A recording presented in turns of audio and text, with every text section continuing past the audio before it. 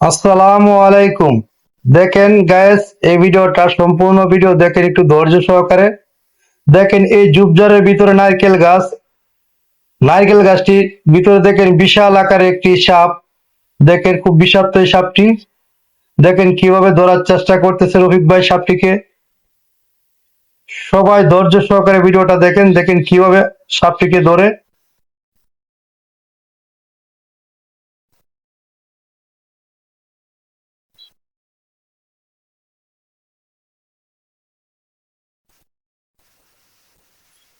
দেখেন, আপনাদের মতামত কমেন্টে জানাবেন, একটি লাইক একটি শেয়ার করে দিবেন, অন্যকে দেখার সুযোগ করে দিবেন। দেখেন কিভাবে সাপটিকে ধরতেছে। দেখেন রফিক ভাই কিন্তু অনেক চেষ্টা করতেছে, অনেক সাহসের সাথে সাপটিকে ধরার। দেখেন সম্পূর্ণ ভিডিও দেখেন ধৈর্য সহকারে, ভিডিওটা না টেনে।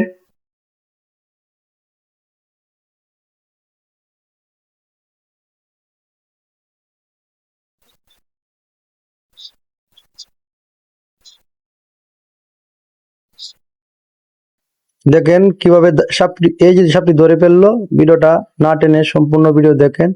দেখেন কিভাবে সাপটিকে ওনা ধরে ফেলছে। দেখেন সাপটি কিন্তু অনেক শক্তি কাটাচ্ছে।